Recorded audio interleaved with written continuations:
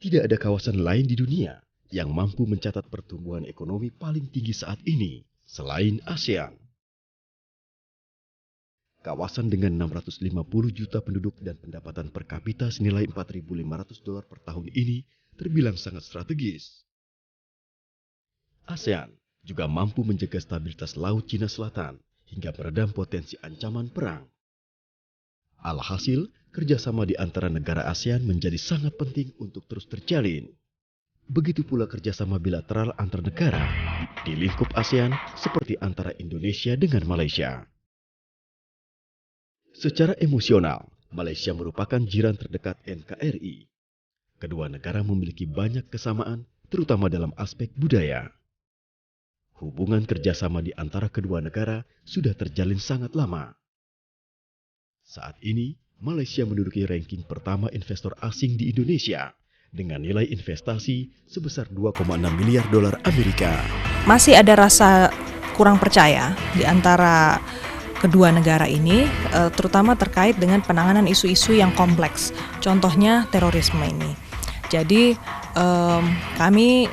saya kira ya, saya sebagai pribadi melihat bahwa sebenarnya Malaysia perlu lebih mengizinkan negara lain untuk punya informasi yang sama. Jadi mereka share informasi juga untuk penanganan masalah-masalah yang sebenarnya efeknya lintas batas.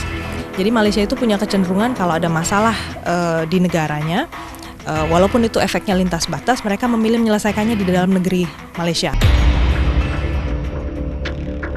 Kerjasama juga terjalin dalam penanganan kejahatan lintas negara. Saat ini, ditengarai maraknya kejahatan transnasional yang melewati batas wilayah Indonesia dan Malaysia, seperti perdagangan manusia, narkotika, atau terorisme. Kedua negara bisa saling bertukar pengalaman dalam penanganan problem tersebut. Malaysia mengandalkan aturan negara tentang perlunya menjaga ketertiban umum sebagai dasar untuk menghukum orang-orang yang diduga bahkan kalau sampai terbukti melakukan tindakan terorisme.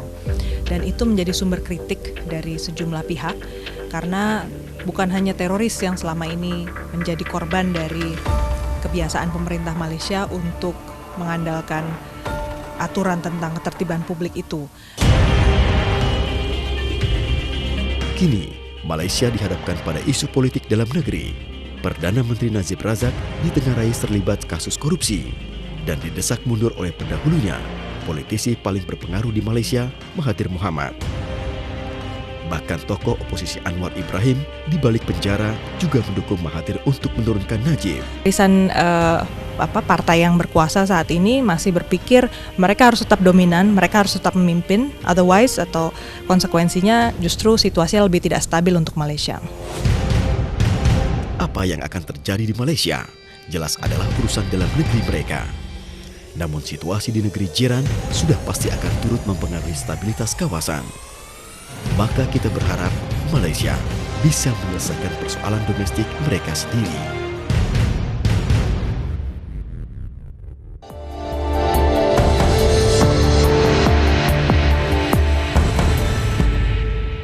Indonesia adalah salah satu negara di ASEAN dan negara-negara di ASEAN saling mempengaruhi, dan salah satu negara yang besar pengaruhnya terhadap ASEAN adalah Malaysia.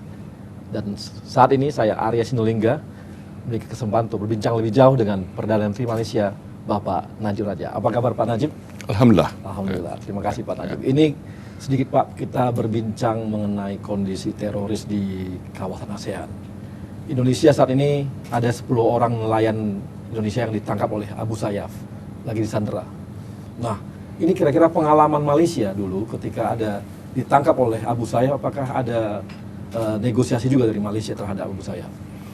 Ya, ada dua jenis ancaman terorisme. Satu yang berbentuk ideologi. Dan ini lebih berpandu kepada ideologi IS. IS ya. Dan tindakan mereka dan motivasi mereka itu berlainan. Ada satu lagi kumpulan Abu Sayyaf. Mereka ini kita gelar sebagai kidnap for ransom. Mana mereka melakukan sesuatu, motivasinya ialah material, wang, untuk mencari wang. Jadi mereka akan gunakan kesempatan untuk menculik warga negara Malaysia dan Indonesia. Kita punya pendirian ialah bahawa sebagai sebuah kerajaan, kita tidak ada apa-apa dealing, tidak ada negotiations. Tapi kita menyerahkan pada pihak individu swasta untuk menentukan apa tindakan yang patut mereka lakukan. Sebagai sebuah kerajaan, kita tidak wajar bagi kita terlibat dalam proses negosiasi dan rundingan dan sebagainya. Malaysia pernah jadi korban juga, Pak, ya? Ya, ada seorang Bernard Tam baru-baru ini telah dibunuh. Dia dipegal kepalanya oleh kumpulan tertentu di sana. Dan mereka ni akan melakukan untuk jadikan sebagai example, sebagai contoh dari masa ke semasa. Nah, ini kan kemarin beberapa bulan yang lalu Indonesia juga diserang oleh teroris langsung di jantung Indonesia, di dekat istana negara Indonesia juga. Nah, ini kabarnya ISIS juga yang ikut bermain di sana. Nah, kemarin juga kita dengar bahwa di Malaysia ada beberapa orang yang ditangkap, ada 15 orang yang ditangkap, dan salah satunya adalah polisi juga katanya. Yang ISIS ini bagaimana? Ya, kita punya polisi, Pak. Kita mesti melakukan sesuatu dalam bentuk preemptif, ya. Kalau sesuatu telah berlaku dalam bentuk letupan atau pembunuhan, dan kita ambil tindakan untuk menangkap mereka ataupun membenteras mereka, tetapi nyawa sudah terkorban, harta sudah musnah. Jadi polisi kita ialah untuk melakukan sesuatu dalam bentuk preemptif, pencegahan. Lebih baik kita tahan mereka, tangkap mereka. Setelah kita tahan mereka, kita sudah cukup bukti bahawa mereka ini akan melakukan sesuatu tindakan dalam bentuk keganasan yang boleh mengorbankan nyawa dan harta, maka mahkamah kita bawa mereka ke mahkamah, biar mahkamah menjatuhkan hukuman terhadap mereka. Hukuman atas sudah mereka. Berapa orang, Pak, ditangkap dari ISIS di sini?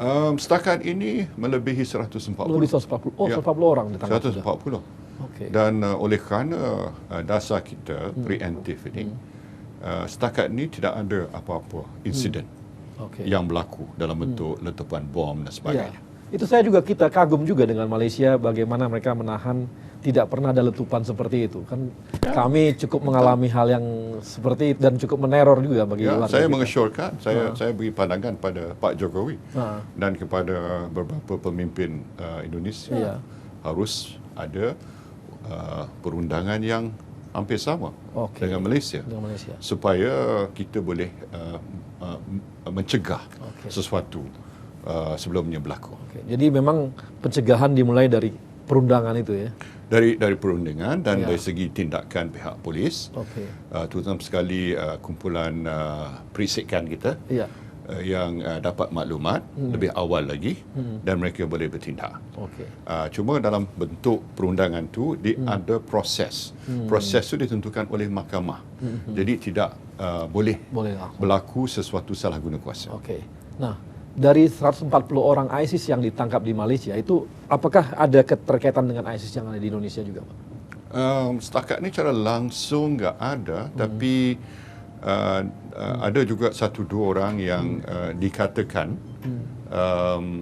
cuba berhubung antara satu sama lain. Ada juga.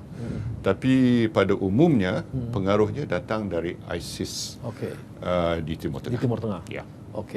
Nah, kan dulu teroris di Indonesia juga ternyata adalah orang Malaysia juga gitu. Apakah sampai hari ini masih ada deteksi-deteksi bahwa ini memang satu jaringan besar yang terbangun? Yang dulu berlaku itu sebab pengaruhnya dari orang seperti Abu Bakar Bashir, yang pernah tinggal di Malaysia. Itu puncaknya. Dia mempengaruhi Nordin Maktub dan beberapa orang. Jadi anak buah dia. Jadi maknanya kita tak boleh membeza dari segi kedua-dua negara. Sebab ancaman terorisme ini tidak mengenali sempadan. Jadi kita amat wajar sekali, amat patut sekali kita bekerja dengan seerat-eratnya. Apakah sudah ada, Pak, hubungan kerjasama antara Malaysia dengan Indonesia dalam arti hubungan teknis untuk masalah terorisme? Ya, memang kita punya kumpulan polis, kita punya perisikan memang saling bertukar-tukar maklumat. Informasi, ya. Ada operasi bersama pun. Operasi bersama yang dilakukan. Oke. Ya. Oke. Nah, kemudian permasalahan-permasalahan yang ada di Indonesia, kita tahu bahwa kami saat ini sedang membangun gitu ya, tapi ada penurunan juga terhadap ekonomi kami. Nah, ini apakah di Malaysia terjadi juga penurunan yang ekonomi seperti kondisi di Indonesia, Pak? Ya, kita memang ada sebab external condition, luaran tu hampir sama. Sama ada Malaysia ataupun Indonesia ataupun negara lain. Kita berdepan dengan ekonomi dunia.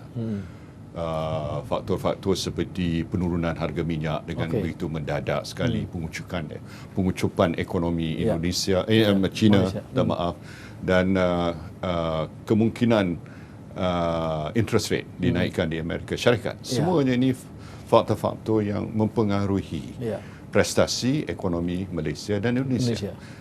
Soalnya kita tak boleh kawal. Kita tak boleh kawal external factors.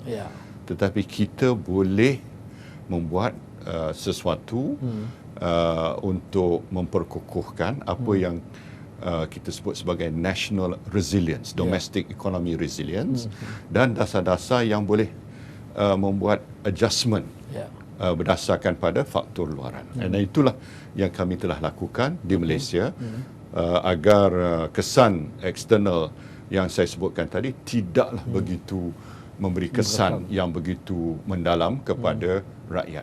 Oke. Nah, ini kan di Indonesia ada penurunan juga pertumbuhan ekonominya. Di Malaysia juga terjadi, Pak ya. Dan ini bagaimana langkah Malaysia untuk melakukan perubahan ini? Maksudnya mengantisipasi ini? Ya, tahun sudah kita mencapai kadar pertumbuhan 5%. Ya, tahun ini kita jangka antara 4 hingga 4.5%. Yang penting ni ialah bagi kita untuk menentukan fundamentals kita. Fundamentals kita mestilah kita perkokohkan. Apa dia fundamentals kita? Termasuklah kita punya dasar fiskal kita, maknanya umpamanya kita punya perbelanjaan kita, hutang negara kita, insentif-insentif yang kita berikan, reserve kita, monetary policy kita, semuanya mestilah kita lakukan ke arah fiscal konsolidasi dan monetary policy yang boleh membantu ke arah merangsangkan ekonomi domestik. Nah, untuk penguatan industri lokalnya sendiri, ini Malaysia bagaimana langkah-langkahnya? Karena kami jujur saja di Indonesia kadang serangan-serangan dari modal besar luar itu dan barang-barang yang dari luar itu membuat kita harus menjaga supaya tidak defisitnya itu tidak begitu tinggi. Nah, ini bagaimana dengan Malaysia? Ya, kita mesti tentukan daya saing kita. Daya saing kita. Maknanya kita mesti cuba untuk tingkatkan ekspor kita. Dan kita patut melihat pada peranan SMEs. Small and medium enterprise. Bukan saja dari segi export market, tapi bila kita mempunyai pelaburan, katalah MNC, multinational melabur di Malaysia. Kita cuba galakkan MNC itu membeli daripada vendors-vendors SME tempatan. Jadi sudah ada apa yang dikatakan backward linkage dengan local economy. Kedua, kita mesti lihat pada infrastruktur dan logistik. Sebab kalau mereka nak invest di Malaysia ataupun di mana-mana negara, infrastruktur itu penting, logistik itu penting, dan juga soal broadband itu penting, insentifnya penting, termasuk insentif cukai dan sebagainya. Tapi memang ini ya, kami melihat Malaysia ini untuk orang luar masuk ke Malaysia investasi itu sangat berat, berarti harus memenuhi sesuatu hal-hal yang untuk menguntungkan lokalnya. Itu Bapak bagaimana melakukan itu? Ya, kita mesti ada imbangan. Maknanya siapa yang invest mesti menentukan bahawa mereka akan dapat pulangan. Pulangan yang menggalakkan. Dan kini mereka akan memilih antara beberapa lokasi. Mereka akan melihat bagaimana potensi di Malaysia berbanding dengan Mexico, berbanding dengan negara-negara lain. Bukan saja di rantau ni, tapi di seluruh dunia. Jadi kita mesti melihat competitive advantage kita berbanding dengan lokasi dan negara-negara yang lain. Oke, Pak Najib, kita istirahat sebentar. Nonton kami akan kembali lagi setelah yang satu ini.